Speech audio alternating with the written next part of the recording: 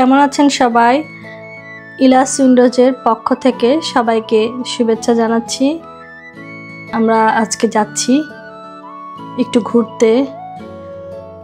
অনেক দিন পর একটা সুন্দর ওয়েদার। আজকে আমাদের এখানে সরকারি ছুটির দিন, সেজন্য ভাবলাম বাসায় আর না বসে থেকে সবাই মিলে আমরা একটু ঘুরতে বের হই। তাই দিনটাও যেহেতু ভালো, সেই জন্য আর মিস করলাম না, সবাই মিলে আমরা বেরিয়ে পড়লাম একটু ঘুরতে। আমাদের শহর থেকে বেশ দূরে না, এই যে আমরা, আমার হাজবেন্ড, আমি এবং ভাগ্নি, ওরাও ছিল, সবাই একসাথে যাচ্ছি। আমাদের শহর থেকে বেশ দূরে না, কাছেই, 30 থেকে 35 কিলোমিটার দূরে একটি সুন্দর লেক আছে। লেকটিতে ঘুরতে যাচ্ছি। লেকটির নাম হচ্ছে লিল জর্দা। এই যে আমরা চলে এসেছি সেই লেকটির কাছে। রাস্তার অপোজিট সাইডে হচ্ছে লেকটি। আমরা এখন রাস্তা পার হব। খুব সুন্দর একটি ওয়েদার আজকে, অনেক সুন্দর এই লেকটা, আর অনেক বড়। এখন আমাদের এখানে স্প্রিং সিজন, যার কারণে দেখেন প্রত্যেকটা গাছে সুন্দর পাতা আসছে, ছোট ছোট, এই যে কুড়ি, ছোট ছোট, কয়েকদিন পরেই পাতা ধরবে। কিন্তু ঠান্ডা আছে, ভালোই ঠান্ডা। এই যে লেকটা, এই যে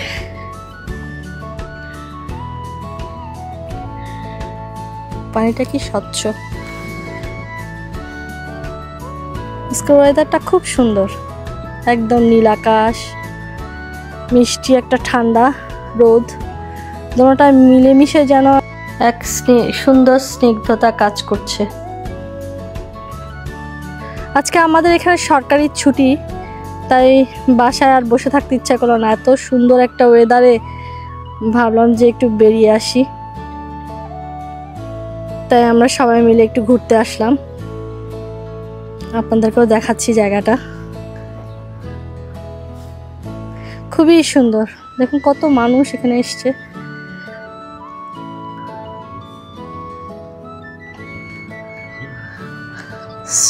সামারের আগ মুহূর্তে আমাদের এখানে পরিবেশটা অন্যরকম সুন্দর থাকে। চারিদিকে ঘাসগুলো সবুজ, পাতা, গাছে দেখেন কচি কচি পাতা, সবুজের সমারোহ একদম। এই যে পিকনিক করার জন্য এখানে টেবিল দিয়ে রাখছে ওরা, কেউ যদি এখানে বসে পিকনিক করতে চান। এখন জায়গায় জায়গায় স্পট করা আছে, বসে সময় কাটানো যায়। দেখেন সামনে একটা ফ্যামিলি, ওরাও আসছে সময় কাটাতে। এই যে প্লেগ্রাউন্ড, ছোট ছোট বাচ্চাদেরকে নিয়ে এসছে বাবা মারা। এখানে যখন না এই ধরনের সুন্দর একটা রোদ, একটা সুন্দর মিষ্টি হাওয়া এবং সুন্দর এই ধরনের হালকা ঠান্ডা এবং ওয়েদারটা খুব ভালো হয়, তখন মানুষ আর ঘরের ভিতরে থাকে না। সবাই এই ধরনের লেক, মানে সময়টা তারা বাসায় বসে ঘরের ভিতরে রুমবন্দি হয়ে থাকে না। এখানকার ফ্রেঞ্চ কালচারই নেই এই ধরনের। এখানে সবাই বাহির হয়, বাহিরের যে একটা প্রাকৃতিক সৌন্দর্য এবং প্রকৃতির যে অক্সিজেন, ন্যাচারাল জিনিসটাই সবাই উপভোগ করার চেষ্টা করে, এবং কেউই থাকে না। খুব ঘুরে এরা, মন ভালো হয়ে যায় প্রত্যেকটা জিনিস দেখলেই।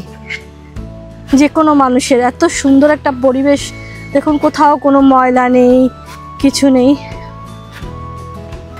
এই যে আমার হাজবেন্ড এবং ভাগ্নি, ওরাও চলে যাবে আজকে অবশ্য, কিন্তু ওদেরকেও নিয়ে আসছি। বললাম যে যাওয়ার আগে আজকে দিনটা সুন্দর, চলো আমরা সবাই মিলে একটু ঘুরে আসি। তাই সময়টা কাটাচ্ছি ওদের সাথে। সবাই আমরা এত কর্মব্যস্ত থাকি, এখানে কেউ কাউকে সময় দেওয়ার মতো আসলে সময়ই নেই। একটা দিন, সেই দিনেই আমরা একটু উপভোগ করার চেষ্টা করি।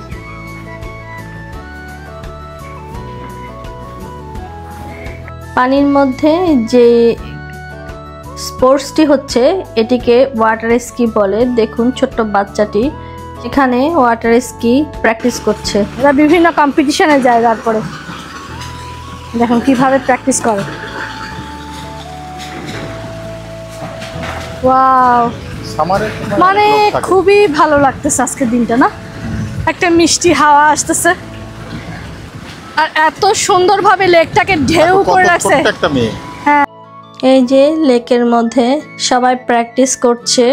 ট্রেনিং করতে পারবেন ওই পাশে, অবশ্য আমরা অতদূর যাইনি, ওখান থেকেই আপনার ইয়ে করতে হয়। ওরা প্র্যাকটিস করতেছে, এরপরে এরা সব কম্পিটিশনে যাবে। আবার অনেকে শখেও শেখে, সবাই যে কম্পিটিশনে যায় তা কিন্তু নয়, জোর প্র্যাকটিস করে। যে কোনো খেলা, স্পোর্টস আসলে প্র্যাকটিসিংয়ের ব্যাপার, ভালো করতে হলে।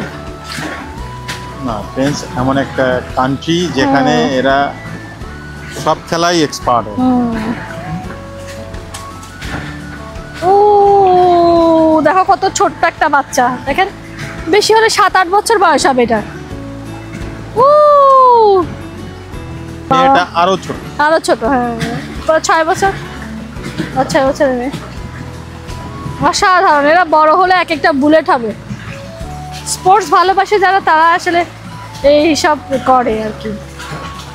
কত ধরনের অপরচুনিটি এখানে, মানে মানুষ বড় হয় একটা নেচারের ভিতরে, কোনো বাধা থাকে না। এই দেখেন এই মেয়েটা একদম ছোট্ট, 6 বছরের উপরে হবে না বয়স এটা। ওয়াও, জংলি ফুল, বাট এটা এর আগে হয় সামারে। হ্যাঁ, মনে হচ্ছে না মানুষজন একেবারে ফুলের মধ্যে বসে আছে। দেখেন কি সুন্দর, এটা জংলি ফুল, বাট হ্যাঁ এটা ঘাস ফুল টাইপের, ঘাস ফুল আর কি, ঘাসেরই। এটা একটা ঘাসের একটা প্রজাতি, কিন্তু দেখেন ঠিক এই টাইমেই হয় এটা, সামার স্প্রিং সিজনেই হয় এটা। হ্যাঁ, কিন্তু সামার এগুলো আবার পুড়ে যাবে, তখন তো অনেক টেম্পারেচার হাই থাকবে। হ্যাঁ, টেম্পারেচার হাই থাকলে এগুলি তখন আর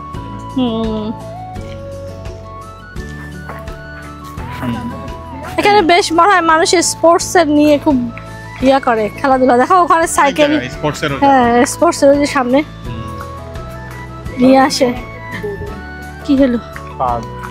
দেখো প্রতিদিন যে প্র্যাকটিস করে, মানে এখান দিয়ে স্কুটি নাকি স্কুটি বলে, এটা কি বলে ইংলিশে? আমরা ইংলিশে কি বলে জানি না, আমাদের এখানে এটা থতিনেট বলে। হ্যাঁ থতিনেট বলি আমরা। সাইকেল অনেক ভালোবাসে। এই যে হুলক চালাচ্ছে রাস্তায়, ওই যে দেখো একটা, ওই যে বাচ্চা, ওই যে স্কেচিং। এটা তো স্কেচিং বলে, কিন্তু আমাদের এখানে হুলক বলে। কিন্তু যখন এরা একটু ওয়েদার ভালো হলে এরা সাইকেলিং পছন্দ করে বেশি, যা শরীর থাকে ফিট রাখার জন্য। অনেক স্বাস্থ্য সচেতন ফ্রান্সের লোকজন। ইভেন প্রত্যেকটা শহরে এখন আলাদা করে সাইকেলের রাস্তায় তৈরি করতেছে তারা, কেন সাইকেল মানুষ বেশি ইউজ করে যানবাহনের থেকে। কারণ কি, বায়ু দূষণের কারণে সাইকেলের রাস্তাটা বেশি তৈরি করতেছে। কারণ হচ্ছে কি, যে মেইন সিটিতে, মেইন যেটা বলে যে মানে হার্ট অফ দ্য সিটি, সেই হার্ট অফ দ্য সিটিতে যেন যানবাহন কম চলে, সেই কারণে এরা প্রত্যেকটা মেইন সিটির ভিতরে আলাদা আলাদা সাইকেলের রাস্তা আছে। সেই সাইকেলের রাস্তাটা তারা সাইকেল দিয়ে যাবে, তার ফলে কি হবে, গাড়ি ঘোড়া কম চলবে, বায়ু দূষণ কম হবে।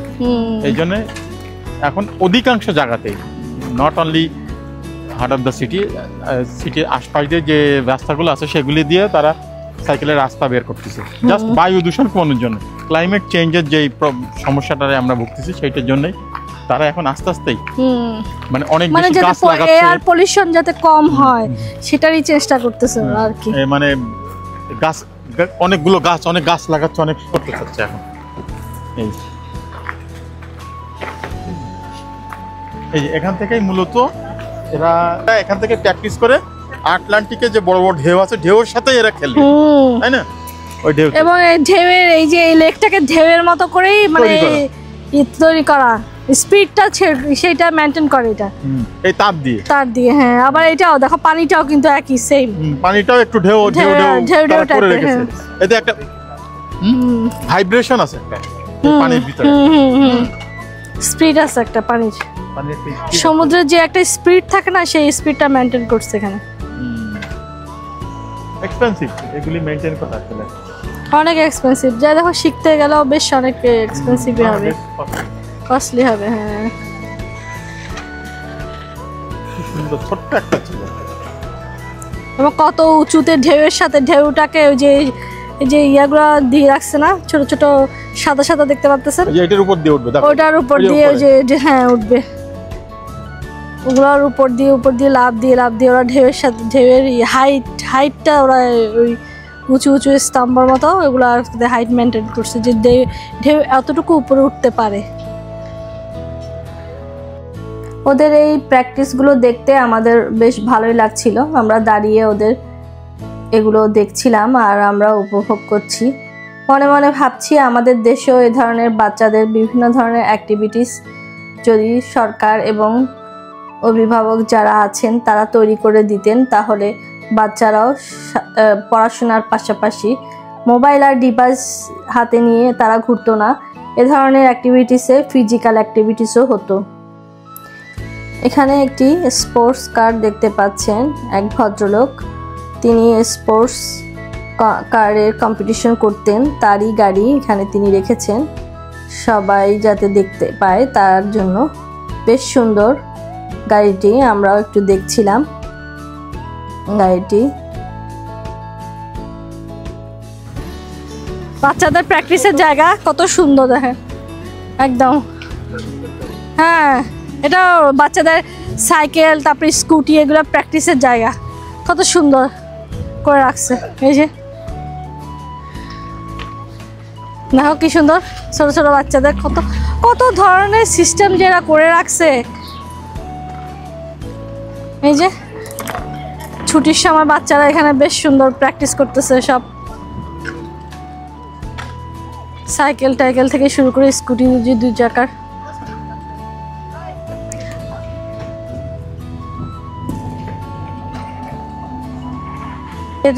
এতে ওদের হেলথের জন্যও ভালো, তাই না?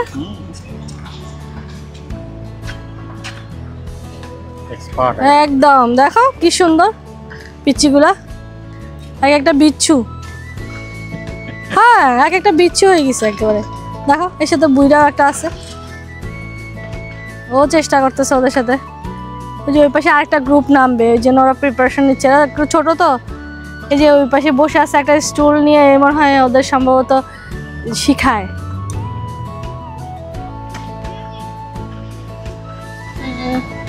ও দেখো কত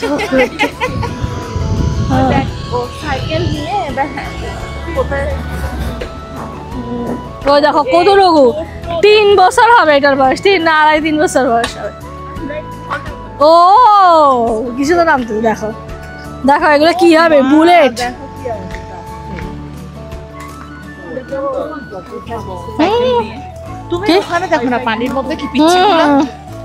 এইটা দেখো, এটা তো মানে এটা তো 3 বছরের বেশি হবেই না, এটা উপস্কিটা, ওর থেকে মাথার হেলমেট বড়।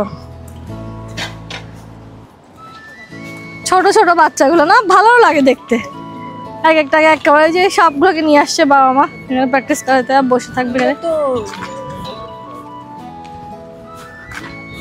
এরা একদম পুরো ফ্রিলি স্বাধীনভাবে বড় হচ্ছে, কত মানে ইয়া পুরো একটা পিচ্ছি পিচ্ছি পাল। আমার হইলে মনে হয় যেন ইন্দুরের খাঁচার থেকে সব বের হচ্ছে, এত এনজয় করে এরা। একটু ঘরে থাকে না, একটু না। এই দাও পার্কিং শেষ, পার্কিং পাবেন না। এই যে পার্ক ঘোরাঘুরি শেষে এবার আমরা আবার ফিরে যাচ্ছি আমাদের বাড়ির পথে। এসব বাচ্চাদের খেলাধুলা দেখে আমার ছোটবেলার কথা মনে পড়ে গেল, যে আমরাও ছোটবেলায় এভাবে খেলাধুলা এবং মাঠ ঘাট পানি বৃষ্টি এইসবের মধ্যে দিয়ে বড় হয়েছি এদের মতোই। কিন্তু এখনকার বর্তমান যুগে এই 20 শতাব্দীতে এসে যারা জন্মাচ্ছেন এবং বড় হচ্ছে যেসব বাচ্চাগুলো, তারা প্রত্যেকেই নিজস্ব এক একটা ফ্ল্যাট বাড়িতেই বড় হচ্ছে ম্যাক্সিমাম সময়। কারণ হচ্ছে এখানকার মতন খোলামেলা পরিবেশ তাদের নেই এবং মাঠ ঘাট আগের মতন আর নেই। আমরা ছোটবেলায় প্রত্যেকটা পাড়া মহল্লাতে একটি করে হলেও মাঠ ছিল, যা এখন বর্তমানে দেখাই যায় না। মাঠ এখন আজকাল বর্তমান সমাজে বিরল দৃশ্য হয়ে গিয়েছে। আমাদের উচিত প্রত্যেকটা গার্ডিয়ান এবং পাড়া মহল্লার যারা অভিভাবক আছেন তাদের উচিত ছোট্ট একটি করেও মাঠ তৈরি করে দেওয়া, যাতে বাচ্চারা এভাবে খেলাধুলা করার মাধ্যমে তাদের শৈশবের দিন পার করে। এবং আমরা যারা আগে বড় হয়েছি তাদের যেমন একটা সুন্দর স্মৃতি আছে শৈশবের, আজকাল বাচ্চাদের সে ধরনের কোনো সুন্দর স্মৃতি নেই। একা একা বড় হওয়ার কারণে তারা সমাজ এবং বন্ধুবান্ধবের কাছ থেকে অনেক দূরে চলে গিয়েছে, যার কারণে তারা একত্রিত হতে পারে না এবং মিশতেও পারে না সবাই সবার সাথে। এই যে প্রতিবন্ধকতা আমরা নিজেরাই তৈরি করেছি। আশা করি আমার এই ভিডিওর মাধ্যম দিয়ে দেখালাম এখানকার বাচ্চারা কিভাবে সুন্দর প্রকৃতির মধ্যে এবং কারো বাধ্যবাধকতা ছাড়া এবং নেচারের ভিতরে খেলাধুলার মাধ্যমে বড় হচ্ছে সেটি। আশা করি আমার এই ভিডিওটি ভালো লেগেছে এবং ভালো লাগলেই আমার সার্থকতা। আগামীতে দেখা হবে আবার একটি নতুন ব্লগে। সেই পর্যন্ত সবাই যে যেখানে আছেন ভালো থাকবেন, সুস্থ থাকবেন এবং নিরাপদে থাকবেন।